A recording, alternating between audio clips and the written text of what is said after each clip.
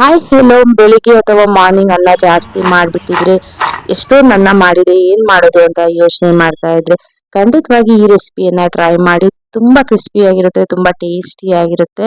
ಮತ್ತೆ ನಿಮ್ಗೆ ಇದು ಉಳಿದಿರುವಂತಹ ಅನ್ನದಿಂದ ಮಾಡಿದೀರಾ ಅಂತ ಯಾರು ಸಹ ಗೆಸ್ ಮಾಡಲ್ಲ, ಅಷ್ಟು ರುಚಿಯಾಗಿರುತ್ತೆ. ಇದನ್ನ ನೀವು ರಾತ್ರಿ ಉಳಿದಿರುವಂತಹ ಅನ್ನದಿಂದನೂ ಸಹ ಮಾಡ್ಕೋಬಹುದು. ಹಾಗಾದ್ರೆ ಇದನ್ನ ಹೇಗ್ ಮಾಡ್ಬೇಕು ಏನು ಹೇಳ್ಕೊಡ್ತೀನಿ.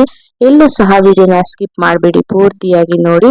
ಮೊದಲಿಗೆ ಇದಕ್ಕೆ 1 ಕಪ್ನಷ್ಟು ಅನ್ನವನ್ನ ತಗೋಬೇಕಾಗುತ್ತೆ. ನೀವು ಬೇಕಾದ್ರೆ ಇಲ್ಲಿ ಬಿಸಿ ಅನ್ನವನ್ನಾದ್ರೂ ತಗೋಬಹುದು. ಈಗ ಇದಕ್ಕೆ ಸ್ವಲ್ಪ ನೀರನ್ನ ಆಡ್ ಮಾಡ್ಕೊಂಡು ನುಣ್ಣಗೆ ಗ್ರೈಂಡ್ ಮಾಡ್ಕೋಬೇಕಾಗುತ್ತೆ. ಈ ರೀತಿಯಾಗಿ ತುಂಬಾ ನೀರನ್ನ ಆಡ್ ಮಾಡಕ್ ಹೋಗ್ಬೇಡಿ, ಸ್ವಲ್ಪ ಸ್ವಲ್ಪ ನೀರನ್ನ ಹಾಕಿ ಗ್ರೈಂಡ್ ಮಾಡ್ಕೊಂಡು ಈಗ ಇದನ್ನ ಒಂದು ಬೌಲ್ಗೆ ಟ್ರಾನ್ಸ್ಫರ್ ಮಾಡ್ಕೋಬೇಕಾಗುತ್ತೆ. ನೋಡಿ, ಈ ಕನ್ಸಿಸ್ಟೆನ್ಸಿಯಲ್ಲಿ ನೀವು ಗ್ರೈಂಡ್ ಮಾಡ್ಕೊಳ್ಳಿ. ನಂತರ ಇದಕ್ಕೆ ಸಣ್ಣಗೆ ಕಟ್ ಮಾಡ್ಕೊಂಡಿರುವಂತಹ ಹಸಿಮೆಣಸಿನ್ಕಾಯಿನ ಹಾಕೊಳ್ಳಿ. ನಾನಿಲ್ಲೊಂದು 3 ಹಸಿಮೆಣಸಿನ್ಕಾಯಿನ ತಗೊಂಡಿದ್ದೀನಿ. ನಂತರ ಇದಕ್ಕೆ ಸಣ್ಣದಾಗಿ ಕಟ್ ಮಾಡ್ಕೊಂಡಿರುವಂತಹ ಕರಿಬೇವನ್ನ ಹಾಕೊಳ್ಳಿ. ಹಾಗೆ ಇದಕ್ಕೆ ಒಂದು ದೊಡ್ಡ ಸೈಜ್ ಈರುಳ್ಳಿನ ಸಣ್ಣಗೆ ಕಟ್ ಮಾಡ್ಕೊಂಡು ಹಾಕೊಳ್ತಾ ಇದ್ದೀನಿ. ನಂತರ ಸಣ್ಣದಾಗಿ ಕಟ್ ಮಾಡ್ಕೊಂಡಿರುವಂತಹ ಕೊತ್ತಂಬರಿ ಸೊಪ್ಪು 1/4 ಕಪ್ ಅನ್ನ ಹಾಕೊಂಡಿದ್ದೀನಿ. ಹಾಗೆ ಒಂದು ಅರ್ಧ ಕಪ್ನಷ್ಟು ಅಕ್ಕಿ ಹಿಟ್ಟನ್ನ ತಗೊಂಡಿದ್ದೀನಿ. ನಂತರ ಇದಕ್ಕೆ ಒಂದು ಅರ್ಧ ಕಪ್ನಷ್ಟು ಚಿರೋಟಿ ರವೆಯನ್ನ ತಗೊಂಡಿದ್ದೀನಿ. ನಂತರ ಇದಕ್ಕೆ ಒಂದು 2 ಸ್ಪೂನ್ ಅಷ್ಟು ಬಿಳಿ ಎಳ್ಳನ್ನ ಹಾಕೊಳ್ತಾ ಇದ್ದೀನಿ. ನಂತರ ಇದಕ್ಕೆ ರುಚಿಗೆ ತಕ್ಕಷ್ಟು ಉಪ್ಪನ್ನ ಹಾಕೊಳ್ಳಿ. ನಾನಿಲ್ಲಿ 1.5 ಸ್ಪೂನ್ ಅಷ್ಟು ಉಪ್ಪನ್ನ ಹಾಕೊಂಡಿದ್ದೀನಿ. ನಂತರ ಒಂದು ಅರ್ಧ ಸ್ಪೂನ್ ಅಷ್ಟು ಬೇಕಿಂಗ್ ಸೋಡಾ ಹಾಗೂ 1 ಸ್ಪೂನ್ ಅಷ್ಟು ಜೀರಿಗೆನ ಹಾಕೊಂಡು ಒಮ್ಮೆ ಚೆನ್ನಾಗಿ ಕೈಯಲ್ಲೇ ಮಿಕ್ಸ್ ಮಾಡ್ಕೋಬೇಕಾಗುತ್ತೆ. ಮೊದಲಿಗೆ ನೀರನ್ನ ಏನು ಆಡ್ ಮಾಡಕ್ ಹೋಗ್ಬೇಡಿ, ಹಾಗೆ ಮೊದಲಿಗೆ ಕೈಯಲ್ಲಿ ಚೆನ್ನಾಗಿ ಮಿಕ್ಸ್ ಮಾಡಿಕೊಂಡು ನಂತರ ಇದಕ್ಕೆ ಸ್ವಲ್ಪ ಸ್ವಲ್ಪನೇ ನೀರನ್ನ ಆಡ್ ಮಾಡಿಕೊಂಡು ನಾನು ತೋರಿಸುವಂತಹ ಕನ್ಸಿಸ್ಟೆನ್ಸಿಗೆ ನೀವು ಕಲಿಸ್ಕೋಬೇಕಾಗುತ್ತೆ.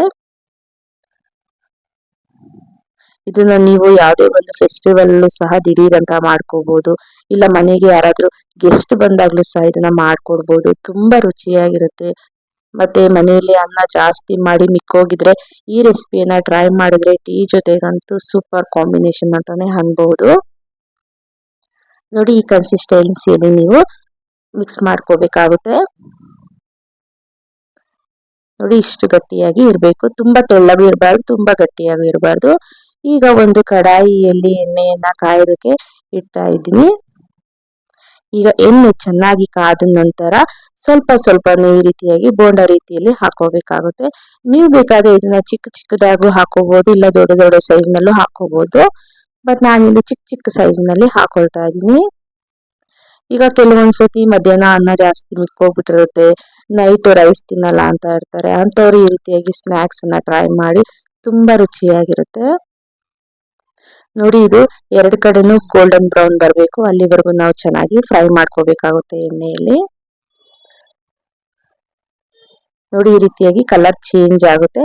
ಈಗ ಇದನ್ನ ಪಕ್ಕಕ್ಕೆ ಇಟ್ಟಿಟ್ಕೊಳ್ಳೋಣ. ಎಲ್ಲ ತೆಗೆದ್ಬಿಟ್ಟು ಡೀಪ್ ಫ್ರೈ ಆದ್ಮೇಲೆ ಇದೇ ರೀತಿಯಾಗಿ ಎಲ್ಲಾ ಪಕೋಡಗಳನ್ನ ಮಾಡ್ಕೊಂಡಿದ್ದೀನಿ ಉಳಿದ ಅನ್ನದಿಂದ. ಈಗ ನೋಡ್ತಾ ಇರ್ಬೋದು ಎಷ್ಟು ಚೆನ್ನಾಗಿ ಕಾಣಿಸ್ತಾ ಇದೆ, ಎಷ್ಟು ಹೊರಗಡೆಯಿಂದ ಕ್ರಿಸ್ಪಿಯಾಗಿ ಒಳಗಡೆ ಎಷ್ಟು ಸಾಫ್ಟ್ ಆಗಿರುತ್ತೆ ಅಂತ. ಅಂದ್ರೆ ಕೇಳಿಸ್ಕೊಂಡ್ರಲ್ಲ ಎಷ್ಟು ಕ್ರಿಸ್ಪಿ ಆಗಿದೆ ಅಂತ.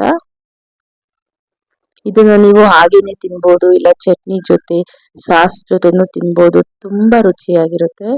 ನೋಡಿದ್ರಲ್ಲ ಎಷ್ಟು ಕ್ರಿಸ್ಪಿ ಆಗಿದೆ ಅಂತ. ಈ ವಿಡಿಯೋ ನಿಮ್ಗೆಲ್ಲ ಇಷ್ಟ ಆಗಿದೆ ಅಂತ ಅನ್ಕೊಂತೀನಿ. ಇನ್ನು ನನ್ನ ಚಾನೆಲ್ ನಲ್ಲಿ ಸುಮಾರು ಕುಕಿಂಗ್ ವಿಡಿಯೋಗಳನ್ನ ಅಪ್ಲೋಡ್ ಮಾಡಿದ್ದೀನಿ, ವ್ಲಾಗ್ಸ್ ಅನ್ನ ಅಪ್ಲೋಡ್ ಮಾಡಿದ್ದೀನಿ ನೋಡಿ. ಈಗ ಇದನ್ನ ಟೇಸ್ಟ್ ಮಾಡೋಣ ಬನ್ನಿ, ಹೇಗಿದೆ ಏನು ಅಂತ. ತುಂಬಾ ಅಂದ್ರೆ ತುಂಬಾ ರುಚಿಯಾಗಿತ್ತು. ನೀವು ಸಹ ಟ್ರೈ ಮಾಡಿ, ಹೇಗ್ ಬಂತು ಅಂತ ನನಗೆ ಕಮೆಂಟ್ ಮೂಲಕ ತಿಳಿಸಿ. Thank you so much. Bye.